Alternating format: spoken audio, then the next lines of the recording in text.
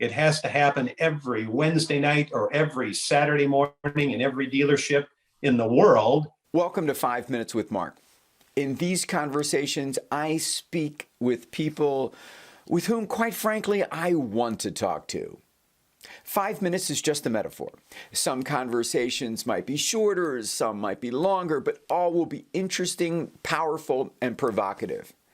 Here's what you can expect in this episode.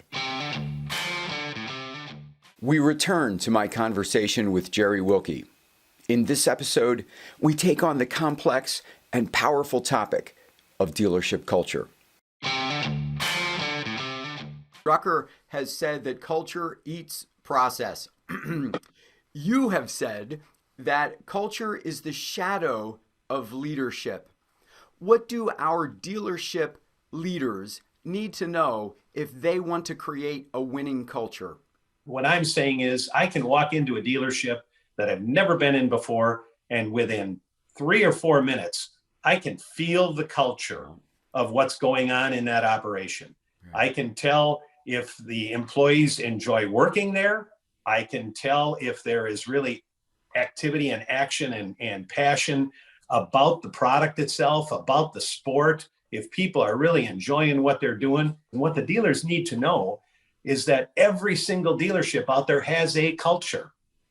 Now, it's good or it's bad, or some days it's positive, some days it's negative, but that culture happens to be the shadow of whoever the leadership is. Yeah. It's a shadow of the leader. So the leader, the way the leader walks in every day, does the leader ride a motorcycle? Is the leader passionate about this business? Yeah. Are you going to see him or her out at the next event or rally? Is that dealer, I guess in the older days, in the growth years, we had dealers and still have today, I hope, out there that were not only leaders in their markets, they were heroes, and in some cases, they became legends. Yeah.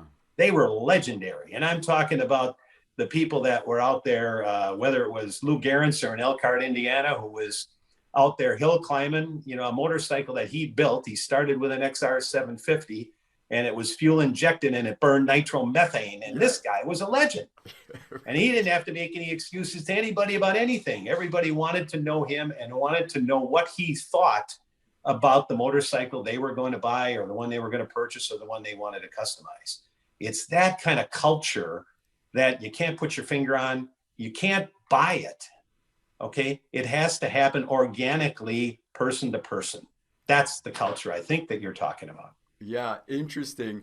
So are there any others that you can remember from your experiences that you would put in that legend category? Don Tilley, Statesville, North Carolina. Yes. Okay. When Don was at the racetrack, I don't care if it was the VR 1000 or if he was Lucifer's Hammer with Gene Church. Here again, if you wanted to know anything about the inside or outside of a Harley-Davidson motorcycle, and if you wanted to do something that came to just about the edge of the AMA rules about what could be done, Don Tilley could tell you, because he learned from the NASCAR guys. Right. He was in those NASCAR shops, and he learned from the best in the world. These guys, again, were legends. Okay, they were heroes and they were legends. And it could have been Ray Worth in Kansas City, who just loved Sportsters. And you would go to the dealership and find out what he had recently built, so that you could determine if that's something you wanted to do to yours. Yeah. And it might have been, Phil Peterson in Miami. It was definitely a bunch of other Laidlaws in Los Angeles, Bob Drone, in Oakland, the Perkinses in San Francisco. Yes. Again, well-known culture, rider-oriented, connected with the customer, heroes and legends when it came to motorcycling. And a whole bunch of it had to do with racing. Didn't have to be. Yeah. They might have been customers, they might have been competitors, but you've used the example of Cletus Graves, who was not a racer by any means. No. Okay, I think he came in a little too heavy to be competitive in racing, but the guy was still a legend with his customers just simply because he was a character. Yes. He was a bigger than life character, and he invited his employees and his riders to his house for all of the events. He built a huge pavilion out in the back of his house on 5 acres. And when there was an event, a get together, come on over to my house. Yes. These are characters who just lived and made that connection with the customer. I hope that stuff is happening today, because that is where you're planting the seeds for the future, or not. The fact is, when you get into something like a motorcycle or a snowmobile or an ATV or a side-by-side, all of those are really wants. So there is this passionate part inside of you that has to be kindled by someone or something, a want inside of you that says, my life is going to be better if I own one of these products. Willie G. Davidson said it best in 2003 in the anniversary celebration. He got up, and I'll never forget him grabbing that microphone, and he put it down into 4 words. We ride with you. That kind of passion, that kind of participation, that kind of connection with the customer is this culture that you talked about before, Mark. The we ride with you is the type of thing that will be something that the factory will never be able to do adequately directly. In my opinion, it has to happen every Wednesday night or every Saturday morning in every dealership in the world, as well as every time you encounter a prospect or every time you encounter a rider in the dealership. We ride with you. We are just like you. It's when I was with the California Highway Patrol and the Hells Angels. We ride with you. I was on my motorcycle to that same wet redwood run, and that was a common bond that is the foundation, I think, of our business.